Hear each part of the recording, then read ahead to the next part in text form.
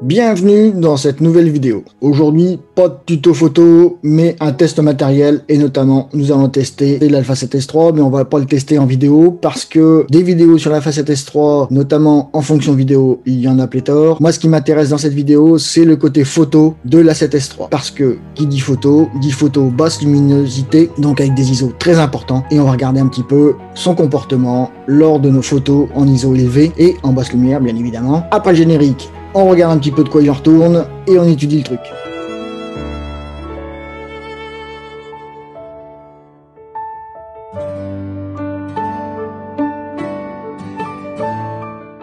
Comme nous l'avons dit en introduction, nous allons tester l'Alpha 7S3 côté photo. Mais qui dit Alpha 7S3 dit nouveau menu Sony. Et là, effectivement, comme on peut le voir à l'écran, je vous ai mis rapidement le déroulé et le contenu des menus Sony. Il y a eu d'énormes progrès de fait par rapport à Sony, par rapport au menu, parce qu'ils sont déjà 1, beaucoup plus lisibles, 2, beaucoup plus intuitifs, et 3, ça tombe presque sous le sens. On peut voir encore quelques coquilles dans les menus, mais ça reste quand même anecdotique, des traductions qui ne veulent rien dire encore une fois, mais bon, ça peut pas être parfait du premier coup, donc là déjà on a un grand pas de fait par Sony par rapport à la qualité de ces menus, qui sont devenus intuitifs et fonctionnels, donc à ce niveau, on peut pas non plus tout avoir du premier coup.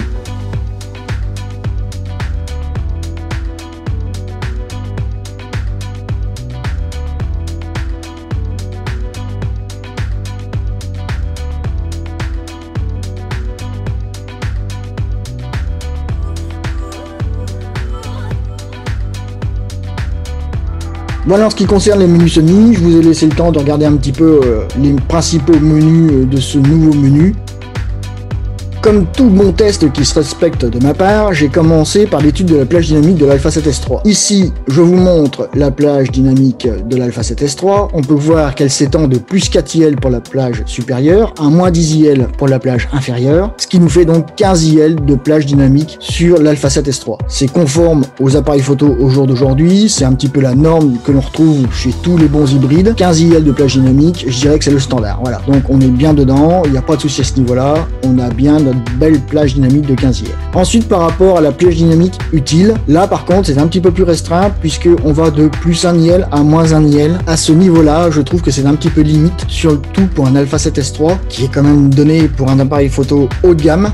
Même si là je pense que vu qu'il est dédié vidéo, la plage dynamique utile serait tombée à moins 2, moins 3 IL, ça aurait été judicieux parce qu'il est donné encore une fois pour les basses lumières. Voir le comportement de cette plage dynamique utile en basse lumière et notamment de l'autofocus à ce niveau-là. Comme vous le savez, je suis pas un pro de la vidéo, je laisse ça aux experts qui savent beaucoup mieux le faire que moi. Mais pour la photo, moins 1 IL, plus 1 IL, ça c'est la plage dynamique utile de l'Alpha 7S3.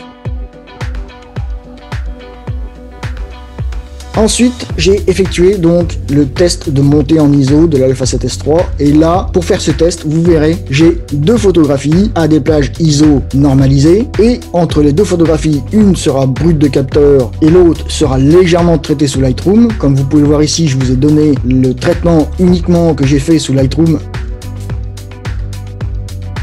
À présent, voici les premières images des tests de montée en ISO que j'ai fait avec l'Alpha 7S3. 100 ISO, 200 ISO, 400 ISO. Et là, à gauche, le fichier brut, à droite, le fichier légèrement traité sous Lightroom.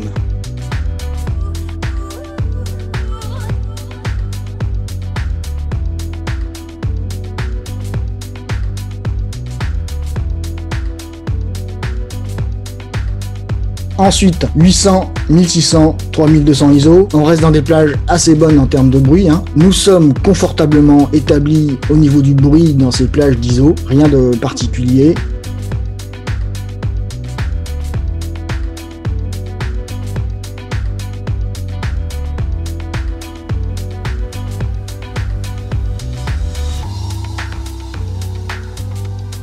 « 6400 ISO, 12800 ISO, 25600 ISO. Là, c'est la surprise, puisque pour un appareil photo dit standard, ce sont des normes qui normalement sont à proscrire impérativement lors de tout usage d'un appareil photo. Et là, l'Alpha 7S3, il est au top. On n'a quasiment pas de bruit à ce niveau-là. C'est nickel. On va pouvoir faire de belles photos en faibles conditions d'éclairage.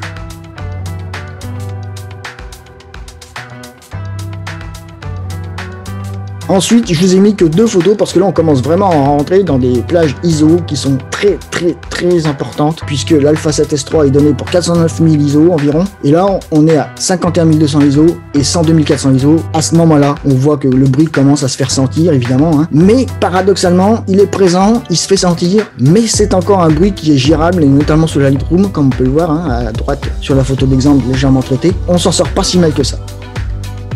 Et pour les 2 dernières photos test de la montée en ISO, à 204 800 ISO et à 409 600 ISO, bon là, faut pas se voiler la face, 409 600 ISO, le bruit est vraiment présent, même sous Lightroom, on arrive difficilement à s'en débarrasser, mais on est quand même à plus de 409 000 ISO.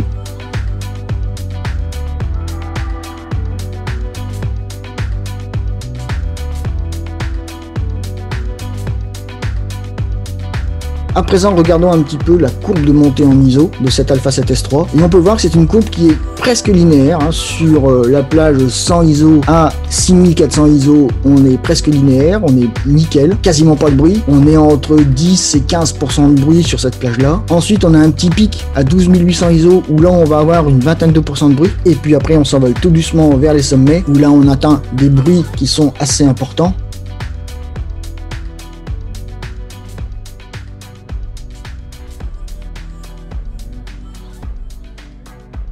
Alors, certes, on est bien d'accord, l'Alpha 7S3, c'est un appareil photo dédié à la vidéo. L'Alpha 7S3 possède un capteur de 12 mégapixels, on est d'accord, mais n'empêche que sur une plage, on va dire, de 100 ISO à 51 200 ISO, on est large et on est très confortable au niveau du bruit. Ça reste un appareil photo qui va pouvoir bien s'en sortir en conditions de très faible éclairage ou des conditions lumineuses assez contraignantes. Je pense qu'en astrophotographie, comme vous allez pouvoir le voir dans les exemples, on va très bien s'en sortir et on va pouvoir faire des voies lactées à des plages d'ISO entre 6400 ISO et 25 600 ISO. Là, ce sera vraiment le top. J'ai hâte d'être à cet été pour vraiment voir un petit peu au niveau voie lactée ce que cela peut donner. À présent, je vous donne une douzaine d'exemples de photos que j'ai faites la nuit. Alors, confinement oblige, j'ai pas pu faire ce que je voulais, j'ai pas pu faire mes photos comme j'aurais aimé le faire, j'ai pas pu faire mon test de la manière dont j'aurais aimé, mais bon, j'ai essayé de sortir quelque chose pour que vous puissiez vous faire une idée justement de ces photos en très faibles conditions lumineuses et voir un petit peu ce que ça peut donner après avoir légèrement traité ces photos encore une fois. Je vous remercie de m'avoir écouté et je vous dis à bientôt pour un nouveau tuto.